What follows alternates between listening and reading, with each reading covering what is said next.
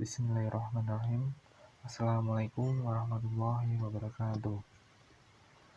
Alhamdulillahirrahmanirrahim.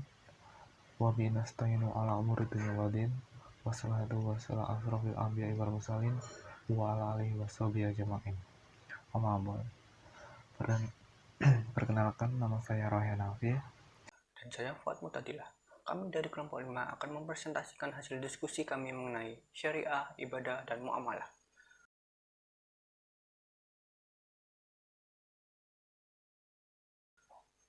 Dari asal bahasa, syariah berarti sumber air atau jalan yang lurus. Sedangkan secara istilah atau terminologi, syariah berarti kumpulan norma ilahi yang mengatur hubungan antara manusia dengan Tuhan, hubungan manusia dengan manusia, juga hubungan manusia dengan alam. Dan norma-norma ini sudah pasti benar dan lurus. Dari dua pengertian yang sudah saya sebutkan sebelumnya, dapat disimpulkan bahwa syariah Islam adalah tata cara pengaturan tentang perilaku hidup manusia untuk mencapai keridhaan Allah Subhanahu wa taala. Hal ini sesuai dengan firman Allah Subhanahu wa taala dalam Quran surat Az-Zaziyah ayat 18, yang artinya, "Kemudian kami jadikan kamu berada di atas suatu syariah untuk urusan agama yang benar. Maka ikutilah syariah itu dan janganlah kamu ikuti hawa nafsu orang-orang yang tidak mengetahui." Quran surat Al-Jaziyah ayat 18. Ada dua pendekatan dalam mendefinisikan syariah. Yang pertama, dari segi tujuan. Syariah memiliki pengertian ajaran yang menjaga kehormatan manusia sebagai makhluk termulia dengan memelihara atau menjaga 5 hal penting, yaitu yang pertama, menjaga kebebasan beragama, ketuhanan yang Maha Esa, menjaga kehidupan yang layak atau memelihara jiwa, menjamin kelangsungan hidup keluarga, menjamin kebebasan berpikir, dan yang terakhir, menjamin kehidupan dengan tersedianya lapangan kerja yang pantas atau memelihara harta. 5 hal pemeliharaan tersebut menjadi tolak ukur dari 5 hukum Islam seperti wajib, sunnah, haram, makruh, dan mubah. Yang kedua, ditinjau dari segi klasifikasi. Untuk memahami hal ini, ada baiknya terlebih dahulu kita mengetahui arti ibadah dan muamalah itu sendiri. Karena dalam ruang lingkup syariah itu sendiri, di dalamnya terdapat ibadah dan muamalah itu. Selanjutnya kita akan membahas mengenai ruang lingkup syariah. Ruang lingkup syariah mencakup peraturan-peraturan sebagai berikut. Yang pertama, ibadah. Syariah dalam ibadah yaitu peraturan yang mengatur hubungan langsung dengan Allah SWT yang terdiri dari rukun Islam. Rukun Islam terdiri dari 5 hal. Yang pertama, mengucapkan 2 kalimat syahadat, mengerjakan sholat, zakat, puasa, dan haji bila mampu. Selain rukun Islam, selain rukun Islam, syariah mencakup peraturan-peraturan ibadah yang berhubungan dalam rukun Islam. Yang pertama, badani yang bersifat fisik seperti wudhu, mandi, tayamum, azan, qomat, dan lain-lain. Yang kedua, mali, yaitu yang bersifat harta seperti kurban, akikah, wakaf, hibah, dan lain-lain. Ruang lingkup syariah selanjutnya yaitu muamalah. Syariah dalam muamalah yaitu peraturan yang mengatur hubungan seseorang dengan yang lainnya dalam hal tukar menukar harta atau jual beli, di antaranya dagang, pinjam meminjam, sewa menyewa, kerjasama, simpanan, dan lain sebagainya. Ruang lingkup syariah yang lainnya selain ibadah dan muamalah yaitu mencakup munakahat, jinayat, siasa, dan akhlak. Syariah dalam munakahat yaitu peraturan yang mengatur hubungan seseorang dengan orang lain dalam hubungan berkeluarga. Jinayat, syariah dalam jinayat yaitu peraturan menyangkut pidana. Syariah dalam siasa menyangkut masalah kemasyarakatan politik. Dan syariah akhlak yaitu mengatur sikap hidup pribadi. Selanjutnya yaitu ibadah.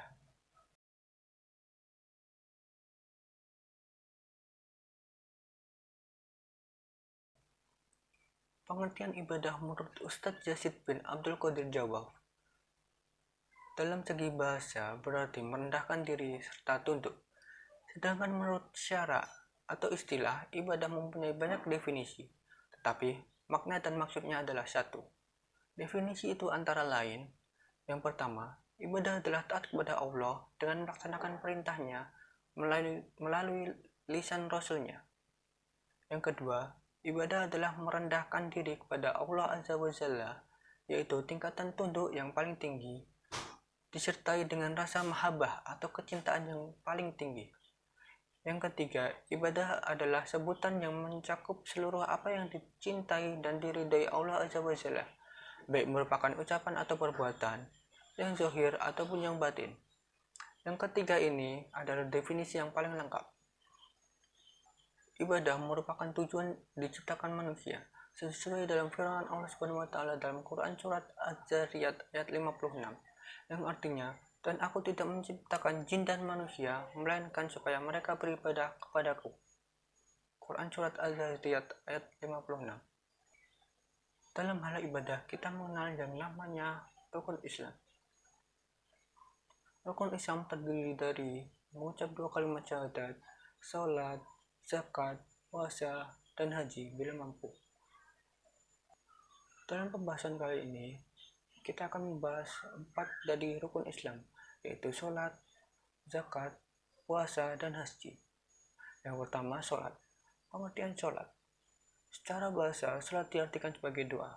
Sedangkan menurut istilah, salat adalah berhadap hati kepada Allah Subhanahu wa taala sebagai ibadah dalam bentuk perkataan dan perbuatan yang dimulai dari takbir dan diakhiri dengan salam, serta menurut syariat-syariat yang telah ditetapkan syara. Sedangkan hakikatnya, salat adalah menghadap jiwa atau hati kepada Allah Subhanahu wa taala, yang mana dengan begitu dapat melahirkan rasa takut kepada Allah Subhanahu wa taala serta bisa meningkatkan rasa syukur dan kesadaran pada setiap jiwa terhadap kekuasaan dan kebesaran Allah Subhanahu wa taala. Pada saat melaksanakan sholat, haruslah kita selalu berusaha dalam menjaga kekhusyuan. Adapun definisi khusyuk yaitu, dalam segi bahasa, khusyuk berarti merendah, tunduk, tenang. Sedangkan menurut terminologi atau istilah, khusyuk berarti seseorang yang melaksanakan sholat yang dimana orang tersebut merasa kehadiran Allah Subhanahu wa taala yang amat dekat kepadanya. Dalil mengenai sholat terdapat dalam Quran surat Al-Ankabut ayat 45, yang artinya, dirikanlah sholat. Sesungguhnya sholat itu mencegah dari perbuatan keji dan mungkar, dan sesungguhnya mengingat kepada Allah Subhanahu wa taala atau sholat adalah lebih besar keutamaannya dari ibadah-ibadah yang lain, dan Allah mengetahui apa yang kamu kerjakan.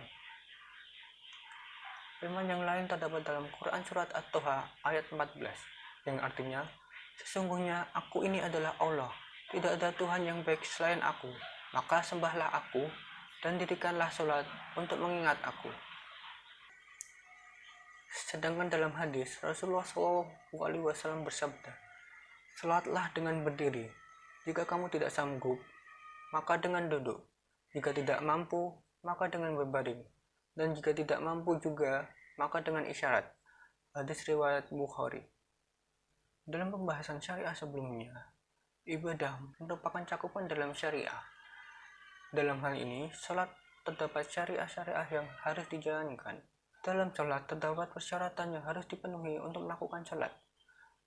Syarat-syarat tersebut antara lain muslim, berakal, balik, suci, dan sadar, atau dengan kata lain tidak mabuk.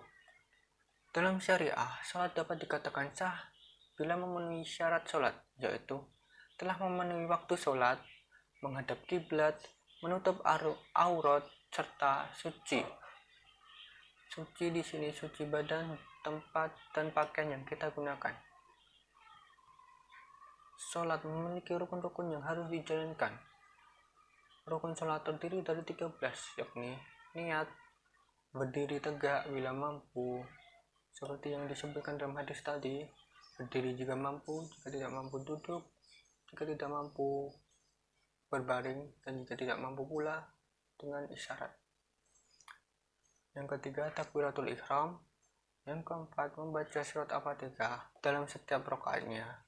Selanjutnya ruku, i'tidal, sujud, duduk di antara dua sujud, duduk serta tasyahud akhir, membaca tasyahud akhir, membaca salat Nabi, mengucap salam, dan tertib. Tertib di sini berarti rukun-rukun yang disebutkan di atas harus dilakukan secara berurutan dan benar.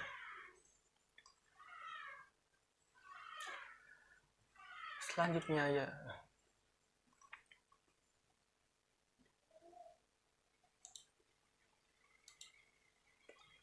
kemudian ada hikmah yang kita dapat ambil dalam kita menjalankan sholat. Hikmah-hikmah tersebut yaitu agar kita senantiasa mengingat Allah Subhanahu wa taala, mendekatkan diri kita kepada Allah, melatih diri kita agar disiplin waktu, melatih untuk hidup tertib, melatih untuk hidup tertib dan teratur, menjadikan hidup menjadi damai sejahtera, menjadikan hati tentram dan tenang, bersikap rendah hati, membangun persatuan dan persaudaraan, menjauhkan diri perbuatan dosa dan tercela, dan hidup menjadi rukun dan damai. Rukun Islam selanjutnya yaitu puasa. Puasa yang akan kita bahas kali ini yaitu puasa Ramadan atau puasa wajib. Kata puasa dalam bahasa Arab adalah syam atau syaum. Kodoannya adalah bentuk masdar yang artinya menahan. Sedangkan di dalam fikih atau syariat Islam, puasa yaitu suatu amalan ibadah yang dilakukan dengan menahan diri dari segala sesuatu seperti makan, minum, perbuatan buruk, maupun menahan diri yang membatalkan puasa. Mulai dari terbitnya fajar sampai dengan terbenamnya matahari yang disertai dengan niat karena Allah Subhanahu wa taala, dengan syarat dan rukun yang telah ditetapkan Allah Subhanahu wa taala. Puasa Ramadan hukumnya wajib. Hal ini sesuai dengan firman Allah Subhanahu wa taala dalam Quran surat Al-Baqarah ayat 183 yang artinya, Hai orang-orang yang beriman, diwajibkan atas kamu berpuasa sebagaimana diwajibkan atas orang-orang sebelum kamu agar kamu bertakwa. Selanjutnya kita akan membahas syariah dalam berpuasa.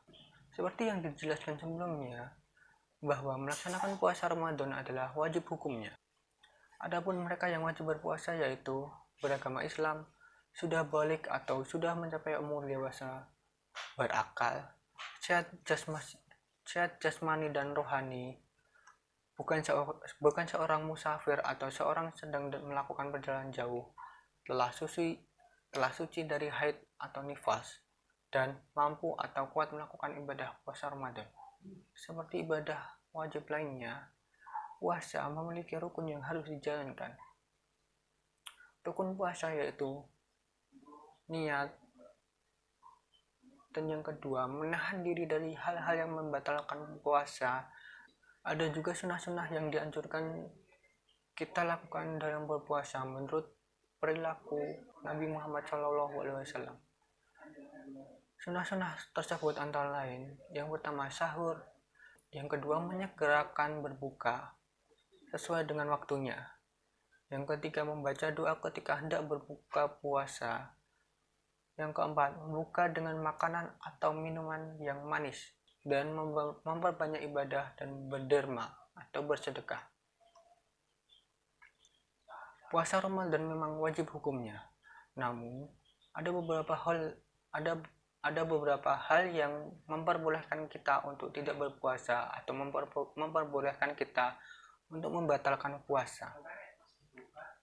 Akan tetapi, mereka yang meninggalkan puasa wajib mengeluarkan fidyah atau mengganti puasa tersebut di lain hari. Sedangkan orang-orang yang diperbolehkan membatalkan puasa atau tidak berpuasa antara lain yaitu sedang melakukan perjalanan atau dalam perjalanan jauh. Yang kedua, orang yang sudah tua atau yang berumur lanjut, berusia lanjut. Yang ketiga, dalam keadaan sakit, yaitu sakit yang tidak memungkinkan dirinya untuk melakukan puasa. Dan yang selanjutnya yaitu wanita menyusui atau ibu hamil.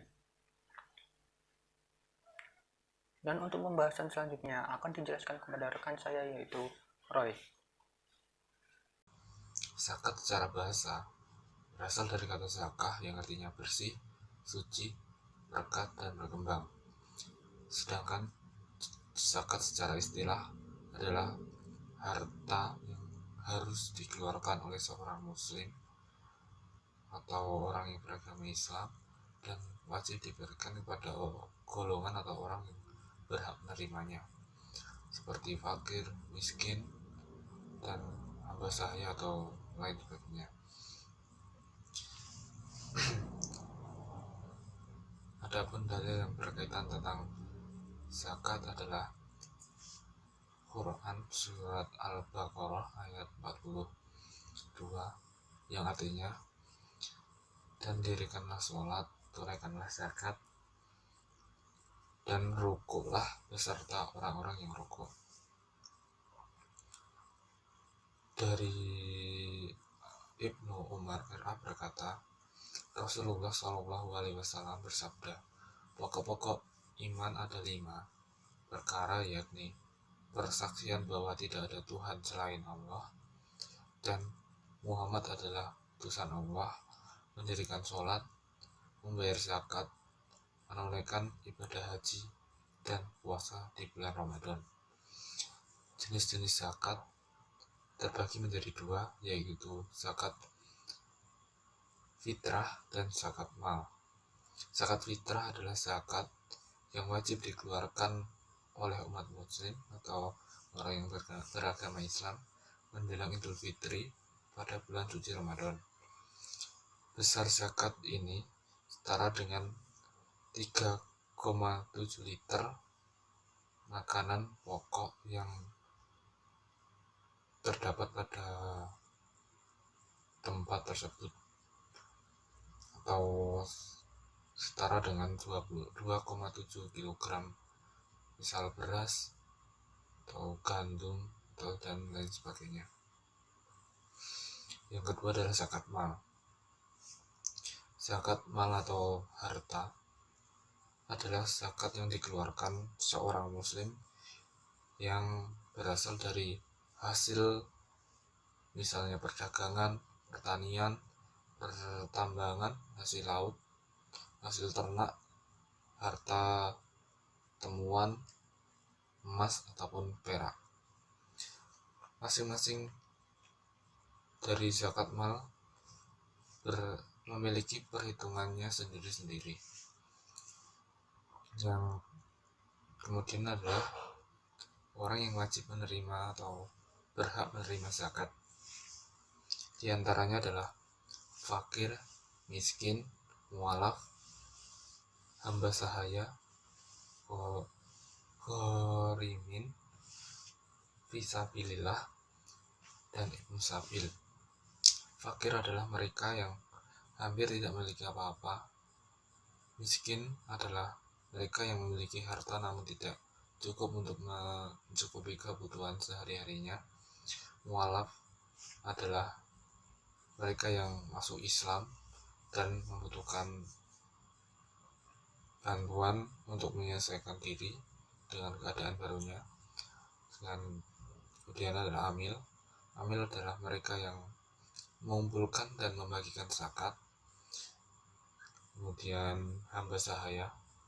Hamba sahaya adalah budak yang ingin memerdekakan dirinya.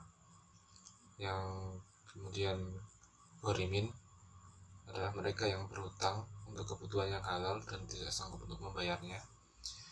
Yang kemudian fisabilillah adalah mereka yang berjuang di jalan Allah, misalnya dakwah, perang atau lain sebagainya. Yang terakhir adalah ibnu sabil, adalah mereka yang kehabisan biaya atau uang di tengah perjalanan. Di samping orang yang berhak menerima zakat, ada pula orang yang tidak berhak menerima zakat.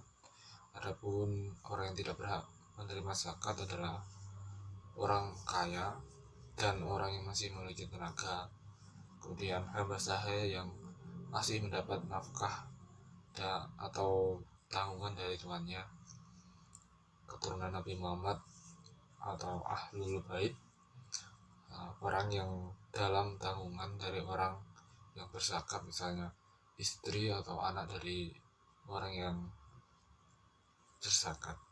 tersebut. Pengertian haji menurut bahasa adalah menyengaja, menuju, atau mengunjungi. Sedangkan menurut istilah, haji adalah menuju ke Baitullah dan tempat-tempat tertentu untuk melaksanakan amalan-amalan ibadah tertentu pula. Dalil tentang haji terdapat dalam Quran surah Al-Baqarah ayat 158 yang artinya sesungguhnya Syafa dan Marwa adalah sebagian dari syiar Allah. Maka barang siapa yang beribadah ke Baitullah atau berumrah, maka tidak ada dosa baginya mengerjakan sya'i antara keduanya. Dan barang siapa yang mengerjakan suatu kebajikan dengan kerelaan hati, maka sesungguhnya Allah Maha mensyukuri kebaikan lagi Maha mengetahui. Haji terbagi menjadi 3 jenis. Di antaranya adalah haji ifrad yang berarti menyendiri. Haji ifrad adalah haji yang pelaksanaannya disendirikan atau melaksanakan misalnya haji ya cuma melaksanakan haji dan umroh cuma melaksanakan umroh.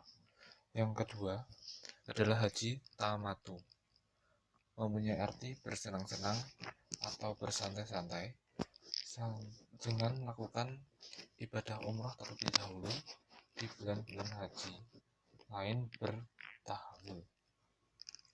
Yang ketiga, haji khiran, mengandung arti menggabungkan, menyatukan, atau menyekaliguskan. Yang dimaksud di sini adalah melaksanakan ibadah haji dan umroh secara bersamaan dengan akidah dan syarat-syarat yang telah ditentukan. Yang berikutnya adalah syarat dan rukun haji. Sebagai ibadah yang membutuhkan kesiapan fisik maupun non-fisik, ibadah haji ini mempunyai syarat-syarat yang harus dipenuhi terlebih dahulu, yaitu diantaranya adalah Islam, balik atau sudah dewasa baik lahir maupun batin, berakal, mampu melaksanakannya, merdeka atau tidak sedang dalam kuasa orang lain, dan yang terakhir adalah bagi perempuan harus bersama dengan mahramnya atau bersama perempuan yang disertai dengan mahramnya.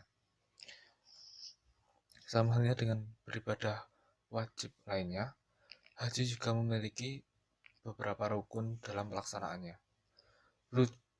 Rukun haji ini adalah suatu kegiatan dalam ibadah dalam haji yang dimana tidak boleh ditinggalkan atau terlewatkan. Jika orang tersebut lalai atau meninggalkan salah satu dari rukun tersebut, maka ibadah haji yang dijalaninya tidak sah. Adapun rukun haji tersebut adalah ihram untuk haji atau niat disertai dengan pakaian ihram yang putih dan tidak berjahit. Yang kedua adalah melakukan wukuf di Arafah pada tanggal 9 Zulhijjah dimulai pada waktu zuhur dan sampai terbit fajar pada tanggal 10 Zulhijjah atau keesokan harinya. Yang ketiga adalah tawaf, berjalan mengelilingi Ka'bah sebanyak 7 kali dan dalam kondisi yang suci dan menutup auratnya. Yang keempat adalah sya'i atau berlari-lari kecil mulai dari Bukit Syafa dan Marwah sebanyak 7 kali. Yang kelima adalah tahallul atau mencukur rambut kepala. Dan terakhir adalah melakukan semua kegiatan di atas tadi, yaitu ihram, melakukan wukuf, tawaf, sa'i, dan serta tahallul secara berurutan.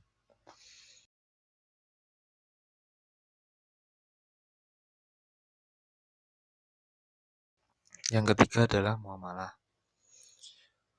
Muamalah secara bahasa berasal dari kata amala, yu'amilu, atau muamalat yang berarti perlakuan atau tindakan terhadap orang lain. Sedangkan menurut istilah, muamalah adalah segala peraturan yang mengatur hubungan antara sesama manusia, baik yang seagama maupun tidak seagama, antara manusia dengan kehidupannya, dan antara manusia dengan kehidupan alam di sekitarnya. Adapun prinsip muamalah diantaranya adalah muamalah dilakukan atas dasar sukarela atau tanpa adanya unsur paksaan. Yang kedua, muamalah dilakukan atas dasar pertimbangan, mendatangkan manfaat, dan menghindari madarat dalam hidup masyarakat. Yang ketiga, muamalah dilaksanakan dengan memelihara nilai keadilan, menghindari unsur-unsur penganiayaan, unsur-unsur pengambilan kesempatan dalam kesempitan, dan menyatakan bahwa segala bentuk muamalah yang mengandung unsur penindasan tidak dibenarkan. Batasan muamalah dalam Islam diantaranya adalah maisir, gharar, haram, riba, dan batil. Batasan tersebut dikenal dengan singkatan maghrib. Maisir, menurut bahasa, maisir berarti gampang atau mudah. Menurut istilah, maisir berarti memperoleh keuntungan tanpa harus bekerja keras. Yang kedua, gharar. Menurut bahasa, gharar berarti pertaruhan atau bermaksud syak atau keraguan, atau bisa diartikan setiap transaksi yang masih belum jelas barangnya atau tidak berada dalam kuasanya alias di luar jangkauan, termasuk jual beli gharar. Yang ketiga, haram.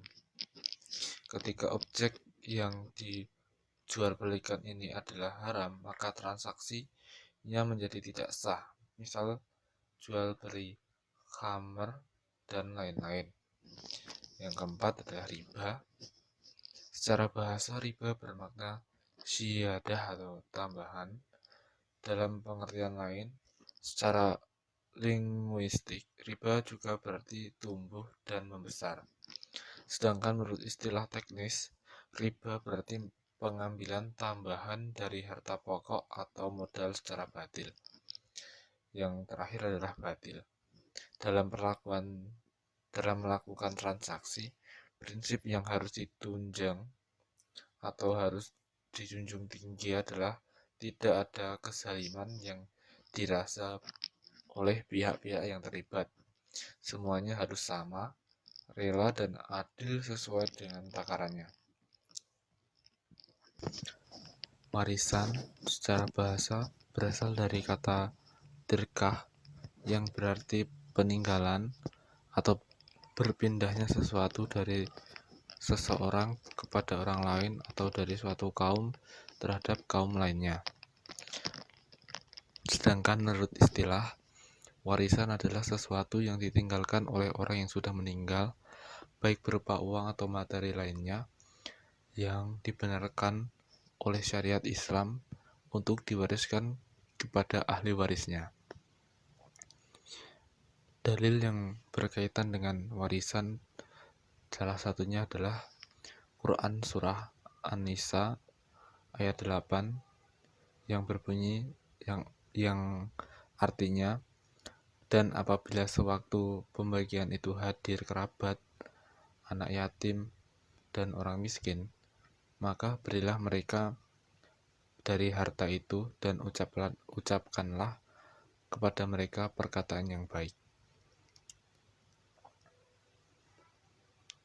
Adapun yang menjadi dasar hak untuk mewarisi atau dasar untuk mendapatkan bagian harta peninggalan menurut Al-Quran yaitu 1. Karena hubungan darah. Yang kedua, hubungan pernikahan. Yang ketiga, hubungan persaudaraan karena agama yang ditentukan oleh Al-Quran, bagiannya tidak lebih dari sepertiga dari harta pewaris. Yang terakhir adalah hubungan kerabat karena sesama hijrah pada permulaan pengembangan Islam, meskipun tidak ada hubungannya darah. Syirkah atau kerjasama. Pengertian syirkah atau kerjasama secara bahasa berasal dari kata syarika yang artinya menjadi sekutu atau serikat. Yang kemudian dari secara istilah, syirkah atau bekerja sama adalah suatu akad antara kedua belah pihak atau lebih yang bersepakat untuk melakukan suatu usaha atau bisnis dengan tujuan memperoleh keuntungan. Kemudian adalah jenis-jenis dari syirkah. Jenis-jenis syirkah diantaranya adalah syirkah inan, adalah suatu bentuk ikatan yang berupa kesepakatan kerjasama antara dua orang ataupun lebih dalam bekerja dan modal, baik dijalankan secara bersama-sama ataupun dengan menunjukkan salah satu peserta syirkah untuk menjalankannya. Yang kedua, syirkah abdan merupakan kerjasama usaha antara para pihak yang menyertakan kontribusi kerja atau amal tanpa kontribusi modal atau mal. Yang ketiga adalah syirkah wujuh. Syirkah wujuh merupakan kerjasama usaha antara dua belah pihak atau lebih yang masing-masing pihak memberikan kontribusi kerja atau amal. Yang keempat adalah syirkah mufawadah, merupakan kerjasama antara dua orang atau lebih. Setiap pihak memberikan satu porsi dari keseluruhan dana dan juga berpartisipasi dalam bekerja. Rukun-rukun syirkah secara garis besar ada 3, yaitu kedua belah pihak yang akan berakad, objek akad yang disebut juga ma'khud alaihi, mencakup pekerjaan ataupun modal. Yang ketiga adalah akad atau bisa disebut juga dengan istilah singgat. Yang berikutnya adalah syarat syirkah. Syarat syirkah terbagi menjadi 3, yaitu lafaz atau kalimat akad hendaknya mengandung arti izin untuk menjalankan barang perserikatan. Yang kedua, syarat untuk menjadi anggota perserikatan adalah berakal, balik, dan merdeka. Yang ketiga, syarat dari modal pengkongsian atau pembagian. Modal hendaknya berupa uang atau emas atau perak ataupun barang yang dapat ditimbang atau ditukar. Demikian presentasi hasil diskusi kami mengenai syariah, ibadah, dan muamalah. Bila ada salah perkataan, perbuatan, maupun penjelasan kami mohon maaf yang sebesar-besarnya. Untuk selanjutnya, yaitu sesi tanya jawab, akan kita lanjutkan dalam grup kelas PAI. Jadi sekian dari kami. Wassalamualaikum warahmatullahi wabarakatuh.